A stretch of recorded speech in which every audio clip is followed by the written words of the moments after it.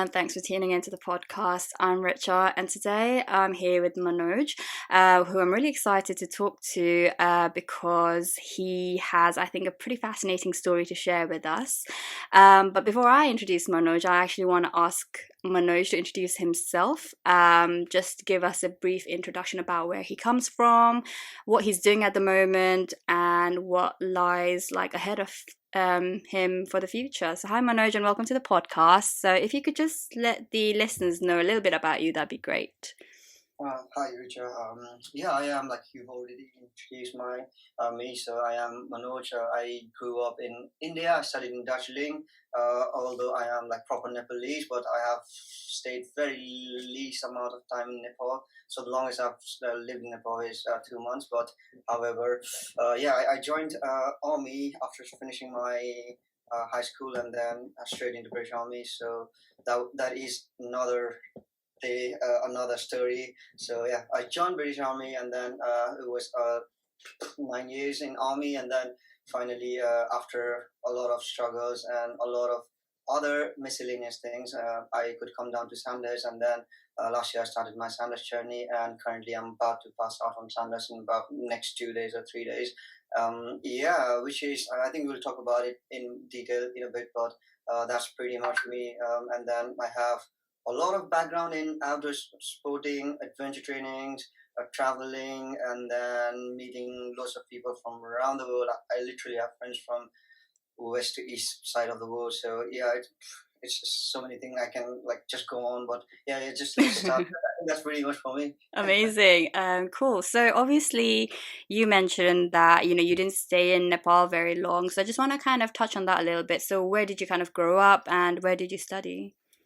So because my dad was in army, so I was born in Dehradun, and then I studied in Darjeeling. My primary schools, my uh, normal schools, year 10, A levels, everything in Darjeeling. But I was in South India, Chennai, for about 2 years when I was in year 3 and 4. That's why I can speak a little bit of Tamil and communicate with people who are from South India and Sri Lanka, and some of the Tamils from Sri Lanka. And I did like in if you go back in Nepal, the academics is more like when you go pursue your A levels, you just choose your streams, go science, arts, and commerce. And having science is a big thing, a very big thing. Like the culture in Mm-hmm. Nepal, India, it's more like if you have taken science, you are very good in studies and you'll do in life, which is not very much true because the world has changed a lot. Yeah. The economy that depends on these skills is completely changed. So I had science. Yeah, not bragging, but I had science. I studied well. I was good in academics as well. And as soon as I finished my 12, which is about A level over here, Mm-hmm. in India there's like very competitive culture of going through a lot of entrance exams. So I literally went and did all the entrance exams for everything: engineering, medicals, architecture, and then Indian Army officers. And then there's this big thing in Nepali culture that you are aware, we all are aware. Joining British Army, my mom, she had like the biggest dream to send me and make me a Gurkha soldier. All Well, right. and I've been seeing my dad since I was a kid, and he was in army, and I had this big thing: I'll never join army, I'll never be a soldier. Right. That's what I always had, but yeah, ultimately ended up being a soldier. Yeah. So I remember briefly when we had this conversation before, you were actually studying to be something in engineering, or am I right? It was completely different. Or what? Yeah, so I was about to study medicine, so I was that was my goal. Like I was good at Ah, biology, and then okay. I had a lot of interest to Interesting. study. I had received a scholarship to go and study my medicine in Sikkim. So Oh, that was what wow. I got. But then because my parents had this plan to send me on DECA selections, Yeah, I had to choose to go and study architecture, which was my another interest. that's But it. Mm, yeah, the fees for both of the subject is massively different. So I had yeah. to go and pursue architecture, and then I just did like 2 months in uni, and then just went for my selection. Right. Wow. So obviously you did not want to join the army, but having joined the army now, do you think like that you're are you glad that you did? Obviously, you must be Uh, if you're still in the army. Obviously, yes. Yeah, I think that is one of the best thing I did. I had a lot of different people who advised me to do this, but ultimately, I think because I was very naive, I was just 17 when I had to take this choice. But then my family, my mama, my Jews, and my friends who just encouraged me at that stage to go and join Gurkhas, and I had my cousin who was in Gurkhas already, so he joined in 2007, so his intake 2008, and he did the same thing. He was in medical school for a year in China, Right. and then he came back. He left his studies and joined the Gurkhas, and I was just shocked, and I had no answer, no logical approach to why he left medicine and came down and Yeah. joined Gurkhas. Yeah. Yeah, and then that's what persuaded me to go and choose this path. And over the time, I think I did take the best choice I could have taken. I've lived I lived my life in the best way I could have Mm. possibly lived so far. So I think it was a good and right choice. Yeah. So before we talk about, your life as an army now, I want to go back a little bit and ask you about your experience moving to the UK once you were selected, because it must have been such a cultural shock, and you surely had to adapt to the way of life here. Or did you find it quite easy, kind of moving away from, your wherever you were comfortable living in and studying, and to actually moving to the UK and having to kind of live this new life and new lifestyle? Even how was that journey for you? Yeah, so I would say now looking back at it, it was a very big challenge for me, and it was very hard. Mm, As you've talked already about cultural shocks, and then also because I did not grow up in Nepal, and I did not grow up with people who actually all the Nepalese people who grew up in Nepal. So I had a different growing up, and then all of a sudden I was with a cohort of men who were raised in Nepal, and mm, the cultural approach, the approach to sensitive topics within them and that cohort was different than what I was raised with. So it was a shock to be within that cohort and then talk about sensitive issues that I don't think we should be addressing them over here. But okay. those are the things. It is back in 2010, Yeah. so those were the norms for them, which was quite difficult for me to understand, and I had to adopt to it. And then all of a sudden, we are in a completely different country, and just all of a sudden, uh, in Catterick, which is I think the most horrible place in England. The weather is bad, and then everything there, and because we are in character training, which is extremely hard, the Mm, sweat is hard, and once you get into army, the training that you have to go through is not just normal combat infantry British Army training. It's more like Kirka, designed for Kirkas, and right. we have to do everything very extreme, and that's why I think we have our name till this Yeah. day. And that was completely difficult. And then all of a sudden, you are exposed in a town in England, that was Darlington, and then Mm-hmm. you come see these people from north who have a very very strong accent, Yeah. and then you're just shocked. All this time you thought you could actually speak quite well English, you could communicate, and then all of a sudden you just feel dumb. You're like, oh my god, what am I doing? Like, yeah, Right. yeah, and Yeah. people here, the culture is completely different as well. So yeah, it Of was course. very very difficult. Yeah, of course, like different parts of the UK are going to have different accents, and I'm sure that was already difficult enough as it is, just having to adapt and then coming to, yeah, moving around in the UK itself must have been quite an experience. I mean, for you, obviously, now that you've done it, what would be your kind of advice, or, how would you kind of, what would you tell people who are in Nepal, wanting to join the army and come here? Like, what advice would you give them in terms of actually like surviving in the UK or adapting here?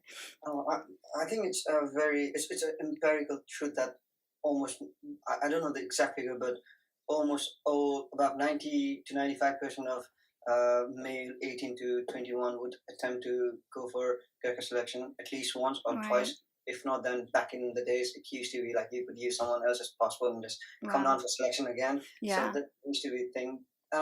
Yeah, I think all of them will at one point try to come down, and the passing ratio is quite low. So when I went for my selection, it was about 18,000 people who applied for it, and there was Wow. space for about 176, which is less than 1%. Yeah. So it is very difficult, and people, because it's a very big opportunity, everyone will try, and it's not that they are not good enough, but then they have like the passing criteria is so low that people uh, they get diverted. They spend so much of their time, although they are good, they could not get selected, and that's I would say they are unlucky. But yeah, I think I don't know at this stage, but back in my time when this used to happen, uh, it also destroyed a lot of people's life. Not just made like it made some few people's life, but it also ruined a lot of people's life because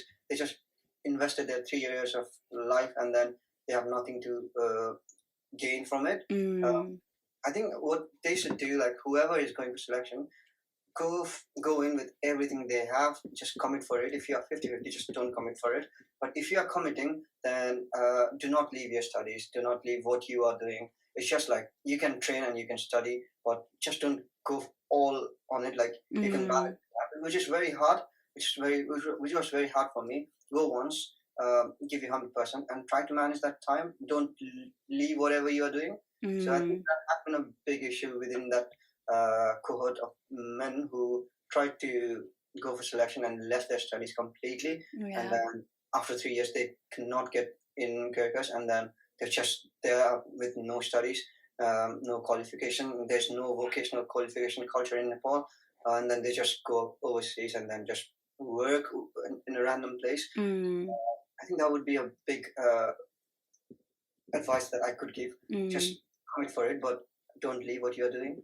Yeah. I mean, I think sometimes we do take it for granted uh, because there are so many men, like you said, who are trying to join the Gurkhas, and I think we forget that it's such a privilege for some people to get in, and luck needs to be on this side as well. And at the same time, it's sad because they are losing a lot in that process because even though sometimes they're giving up everything to try and join, they don't get in, and some of the stories have been pretty sad because I know some people they even suicide and whatnot because they haven't got in, because ultimately that's like the ticket to life.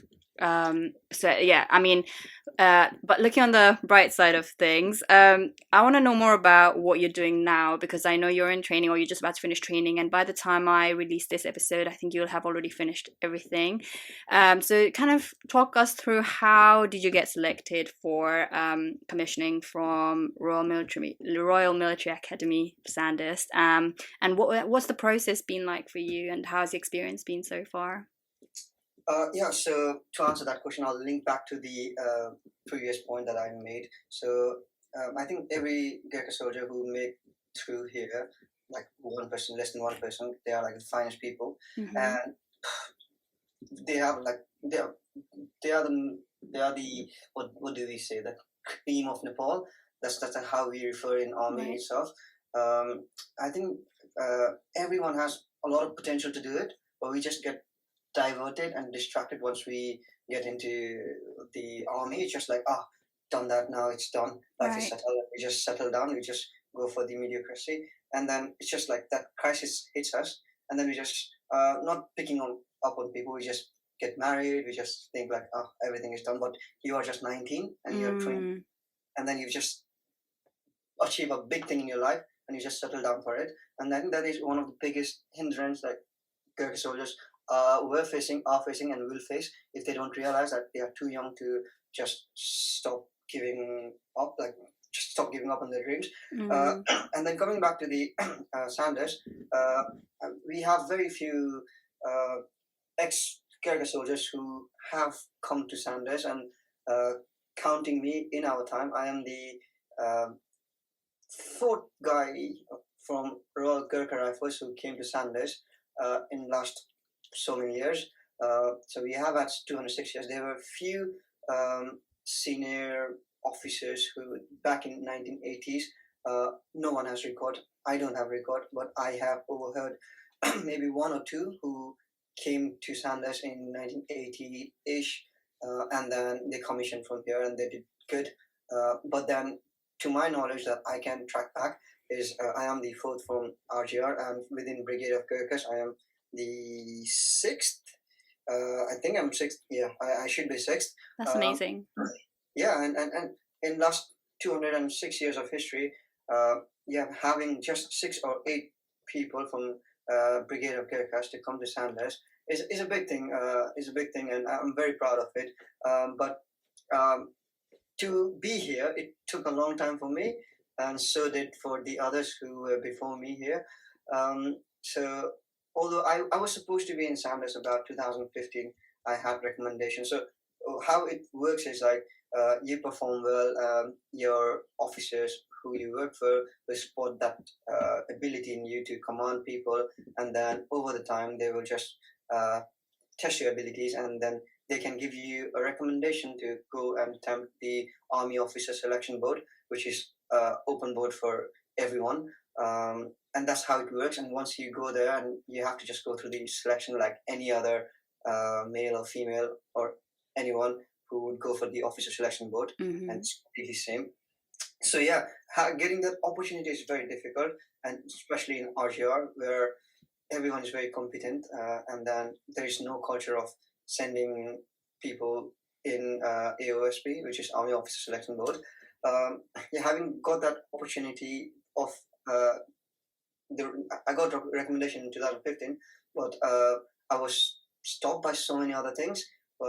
Just back to the cultural things that we have within our Nepali culture. Like there are so many like we don't address casteism, racism, and other things within our cohort, which is a big thing, and we are still stuck on those things. I think it would take time, and it would not change over maybe a decade or so. There are things that happens within regiment. There are regimental culture, and then there are people who you don't get along with. There are some people who just don't like you for no reason. There are people who will support you, will push you, who will motivate you. But then that is life. That is how life is. And because of all those reasons, circumstances, I could not come down in 2015-16. We went to Afghanistan in 2016, and then when we came back, I was like, it was time for me to go and do my course to get corporal. So I was corporal before I joined. So I did my courses, and I did really good in that course. So I got top student, instructor recommendations, distinction, and that had not been done by anyone in Tuaja for a long time. And I did it in 2016 until 2021. No one has done it, and that was proof that helped me to come through again. And in 2018-19, I was in Brecon, and I was recommended again. And then I went through the AOSB in end of 2019 to early 2020, and then COVID happened, and then a year-long break, and I had to commute from Brunei because I was in Brunei at that time. Right. Yeah. So came from Brunei to do my briefing course in selection board, and then did well. Went to my main board, did well, and then you usually get categories in your main boards, category 1, 2, 3, 4. I don't know why, but I got category 1. I did not thought I would be like. I was still thinking I would not pass. I was like, at the back of my head, I was like, oh, this is my only opportunity that I have got. I have to do it good.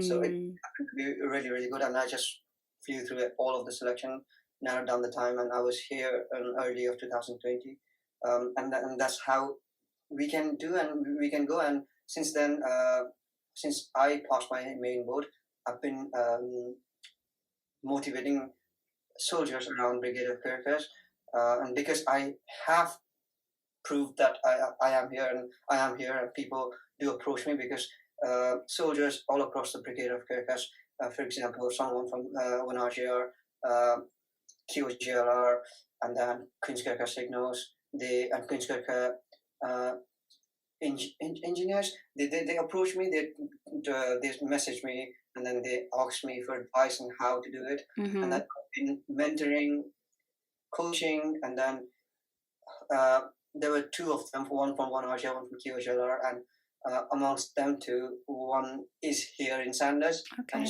I just feel good because Yeah. mentoring him, and he's following my footstep, and he's one turn behind me, and it just feels nice that you could make that impact in people's life. And there are so many others within Brigade of Gurkhas who I have been talking to, and I've been giving them advice, and same thing again. So it's hard to get into Gurkhas, but it's even harder to get selected to come down to Sanders. And then if we do send people who have the ability to come down, I think we have more of Nepalese people or Gurkha soldiers who can come down, because we cannot. If we could have just gone for selection directly for officers. Yeah. We don't have that luxury or opportunity. However, if we do keep up this culture and send more Gurkha soldiers on selection, I think many will do well. Yeah. And be here and not just live a soldier's career, but instead be an officer and then live an officer's career, which will be nice. Yeah, it's really interesting to hear your story. Like, I did not know, obviously, you were recommended back in 2015. I thought it was like the first time you were recommended, and then, it was just like you came straight in. But yeah, it's interesting because sure, like you mentioned, work politics, it happens everywhere, but you pushed through it, and it's really encouraging to hear that you were recommended again, and then you made your way through, and then obviously COVID happened, so I feel like there were so many hurdles that came your way, but you've overcome them. I think what's also really inspiring is that you encourage others, and sometimes you get to the mindset that, oh, I've made it, that's it. But I think it's nice for you to be able to share what you've learned and your experience, and share it with people who also want to follow your journey and bring more Gurkhas in, and that's really nice. And I think it's good to hear your story regarding that. So I want to ask you, obviously said you talk about not settling and not giving up, and I think from what I've heard you say, you seem like a very driven person. So what kind of motivates you, and why do you think you were recommended not just once but like twice, like again? What makes you special, and why do you think everyone can have it, or do you think it was in you, like you were kind of born with it? Well, that's a very big that's what I was being taught in Sanders for last 1 year. So we have like academics section where you talk about communication and applied behavior science, and then where because being an officer is nothing but just being people's person. So your skill as officer is not that you're officer in 1950s or 1800, but you just sit down there with your posh dress and someone brings you coffee. That's whole concept of officer, where you're very rich and you can just be an officer and people will serve you. That idea now is more about the whole motto of Sanders is like to lead. So the leaders now, the officers now are more like the proper leaders, lead men who are officer for serving their men, serving the people, and that is the British Army's concept. Maybe after, I think it really changed after Second World War, where you have to go and do some action, and that links into being the officer and then serving the soldiers. And there's so many other factors that will motivate you. And then if you go to a psychological side, and then so many other scientific facts, there are things like your intrinsic factor, extrinsic factors, and then so many other things. But for us, just to understand that, I think for me, what it had been is, I think it's just being very simple and just trying to do best in whatever you are in. I think those are the very basic things that help me achieve the next thing, and then again when I am on that spot, help me achieve other thing.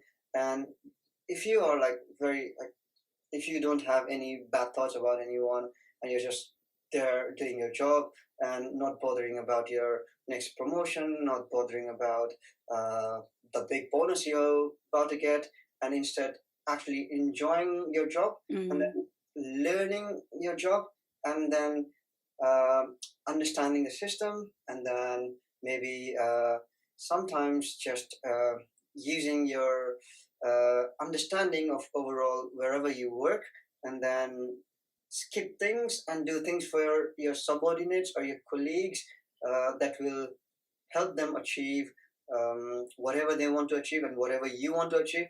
And I think being simple, understanding your system, being good with people around you, and then enjoying whatever and wherever you are. Yeah. There will be bad days, there will be worse days, there will be miserable days, and there will be, if you are Norway, there will be days where you are just in the worst of worst it can ever be.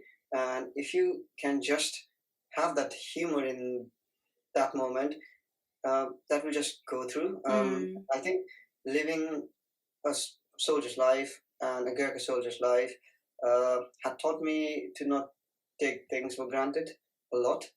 Um, Mm.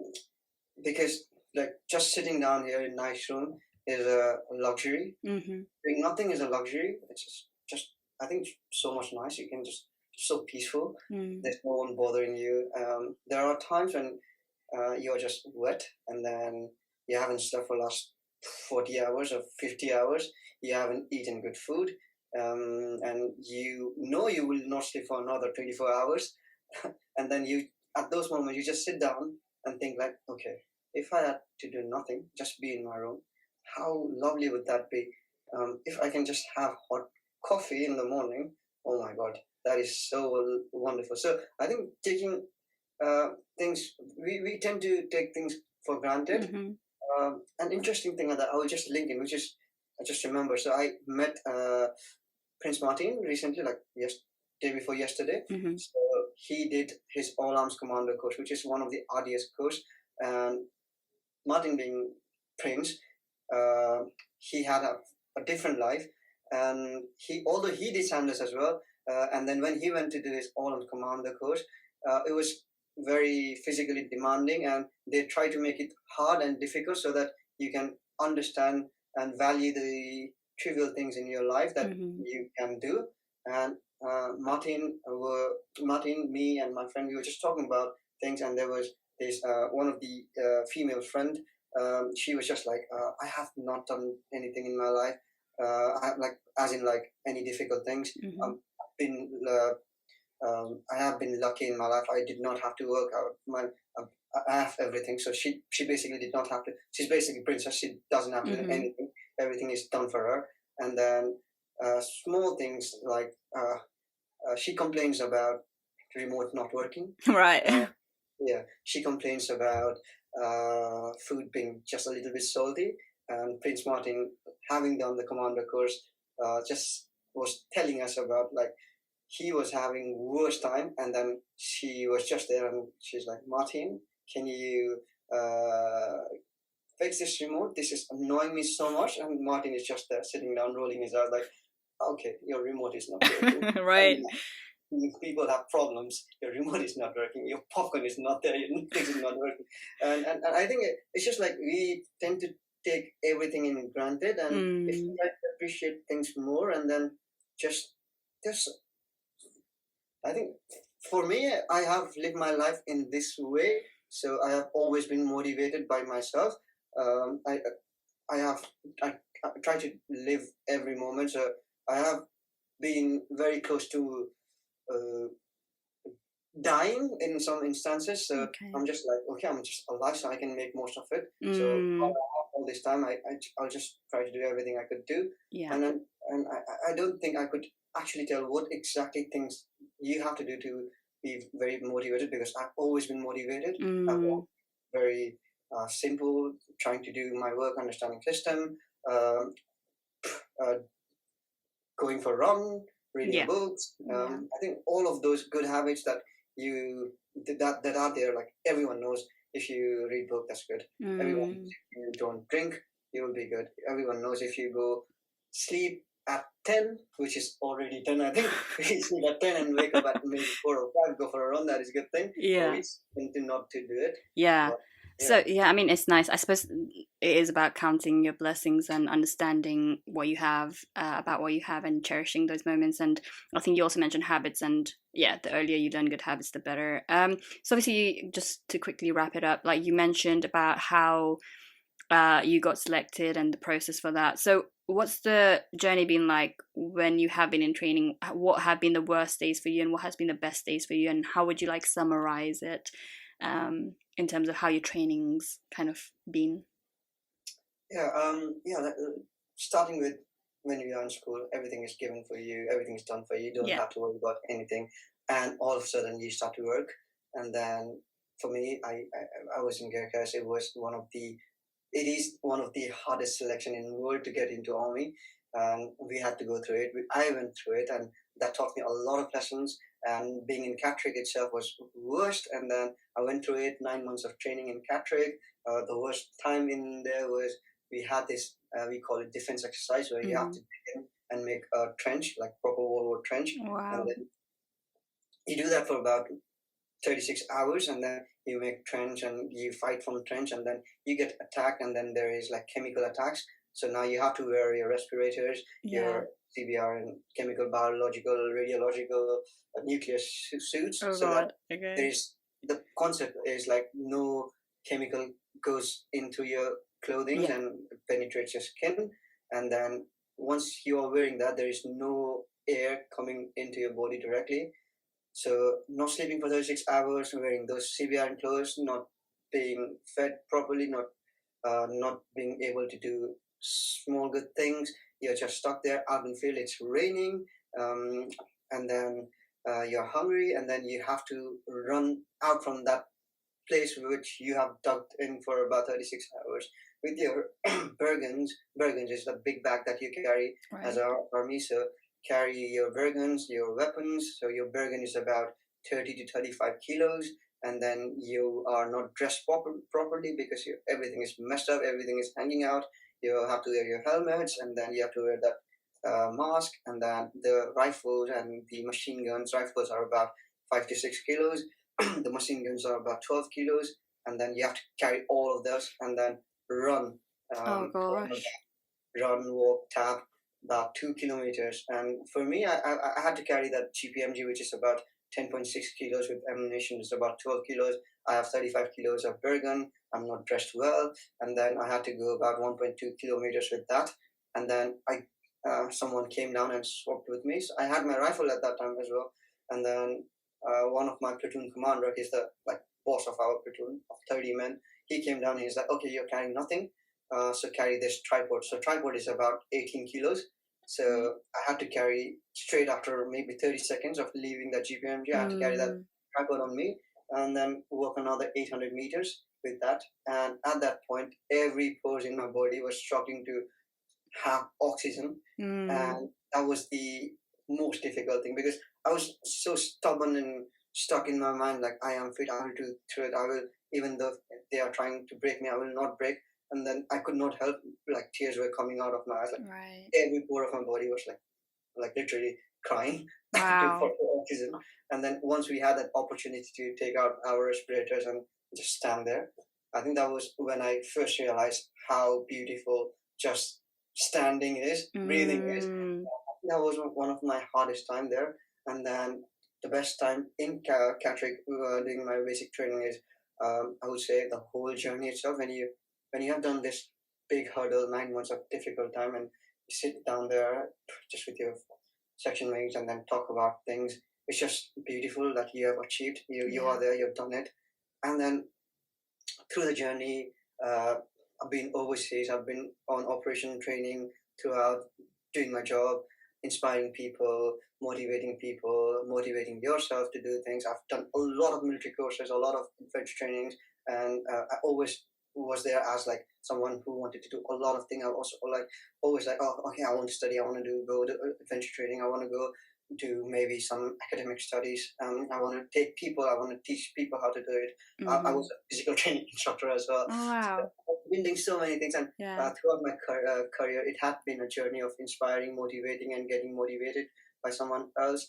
And I think uh, over this time, the best thing would be I had this opportunity where I could financially support my family, my sisters, Mm, their educations, and also my younger sister. She's here in UK. I'm funding her education at the moment. nice. I think whatever you do, your family, you fight, you don't have good time with them, you have issues. Yeah. Always stick to them because they are the one whatsoever, wherever you go, they will always be there. So you cannot get rid of them, and they cannot get Mm, rid of you. So yeah, do something for them. So I had this opportunity where I could fund them, and I took them around the world for holidays.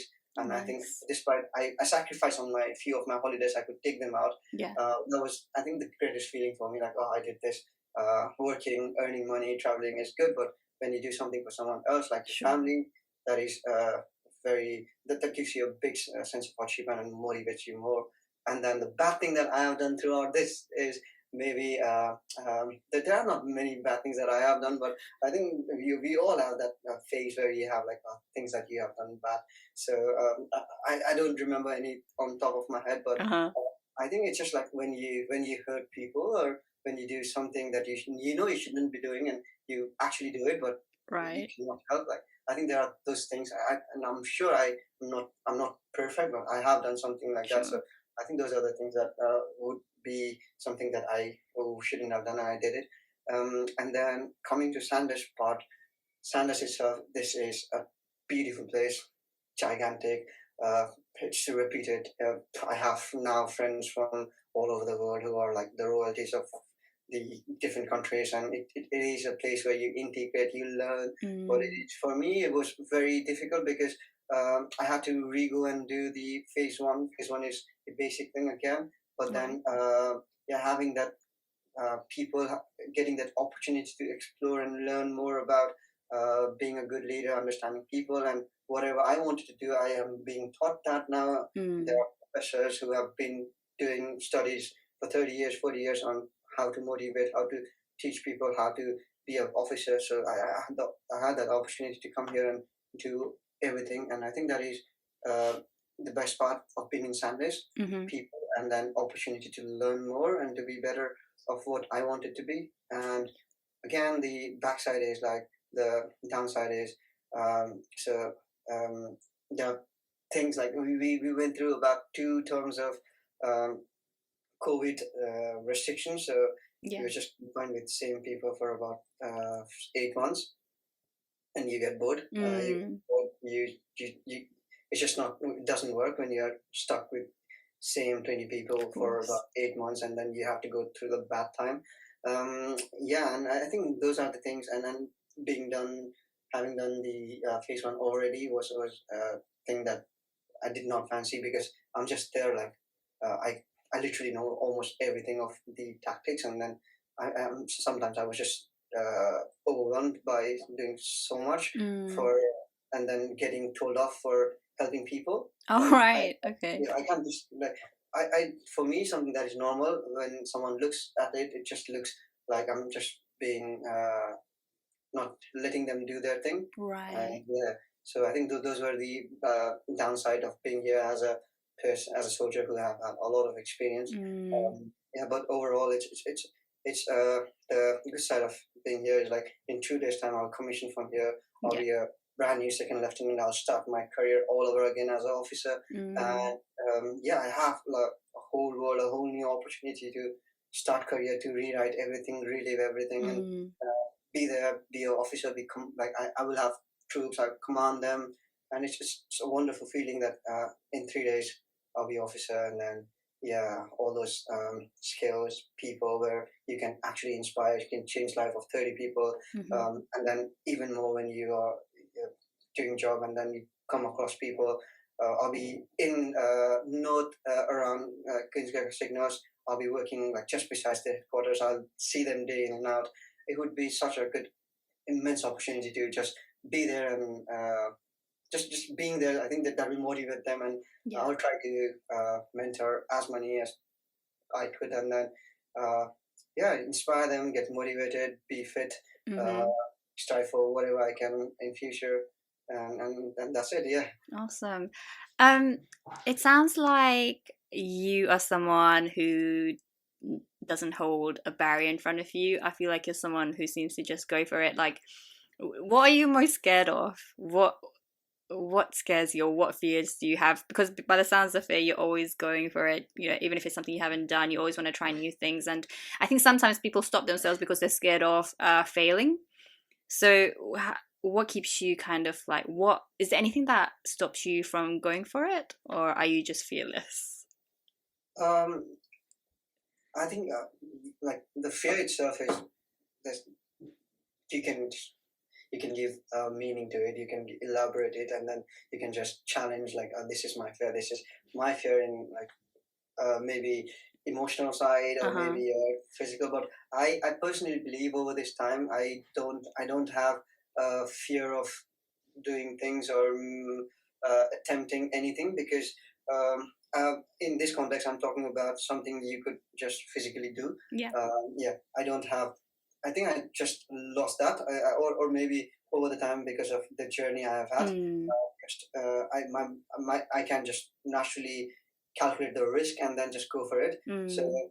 every time I am like just there in front of some a risk that is immense, I just go for it because I passively do my calculation in my mind where I think like if I do this, there is this safety that I am whatsoever I will not die. So Mm. example would be doing a bungee jump. Mm. You have like your rope tied on like on your feet, and then whatever you do, you are not going to die. You're just Mm. gonna go down, have that adrenaline rush, and then you come up. Mm-hmm. When you do skydive, you just fly. You have parachute. You have safety parachute. You won't die. And Mm. then um, I, when you are doing live firing, like bullets are going around. There's like I passively count. Like I do my risk assessment. I'm like, okay, if I do this, I won't die. mm-hmm. So I just go for it. I do it. That's my physical side. Mm. Of course, like if you're going on bungee jump and you don't have ropes and you have to jump, you're like, I would not do that Yeah. because Yeah. Of as course. a courage. It's just like madness. Yeah. The physical fear, I think, uh, touch wood.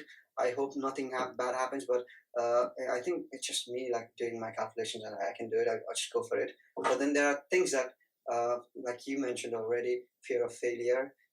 I think we all do have fear of failures, and especially being uh, Nepalese and having that Nepalese culture where people talk.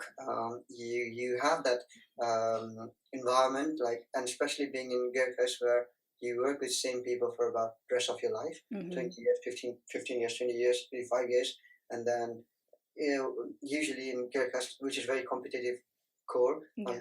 I think not it is proven it is the best regiment, infantry regiment in British Army in world. You are working with the best of the best, and you are working with same cohort for such a long time that anything bad happens, it's just everyone is aware of it, and you become so sensitive about it, like you don't commit for your goals. Mm. But yeah, I think I do have fear of failures, but it's just like that mentality where I am I like this is my potential. If I Yeah. go for this, I'm gonna smash it. Um, but however, if I fail, it's all right. I went for it. I did it. Yeah. So far, whatever I've committed, I've gone through it. So I've done it. But there are small things that I might not have done or achieved, but those are like not my priorities. And I think everyone we do have fear of failure, but like considering if you start thinking about what people are gonna say, what they are gonna uh, do your calculations. Mm-hmm. I might sound very realistic person, but yeah, I think just do your calculations and just instead of thinking about what they can do, plan like maybe in 6 months time if you're going for a special forces selection, train on your physical fitness, train on your mental resilience, train on your cognitive ability, Yeah. and that will help you to at least pass one more phase in whatever you are about to attempt, Yeah. rather than thinking about, okay, if I fail, they will talk about me, my career will go downhill, and then people will Mm. not accept me. So I think, and I'm the one thing I'm fear I'm scared of is ghost. Okay, I wasn't expecting that. Out of everything. I Okay. am scared of ghosts. I think everyone is scared of ghosts. That's what I believe. Like we all are scared of ghosts. Yeah. I would not go to a place that is haunted and then that is just like going to a cliff and then jumping without a rope. So Sure. I'm scared of ghosts, and Okay. I will admit it hands down. Yeah. But then the good thing about my personality or how I cope with it is like I'm scared of ghosts, but if I have to go through it, I'll go through it. Okay. Yeah, yeah. If the ghost is there, okay, so what? Okay, I'll go through it. And the last thing that I'm scared is like, I think it's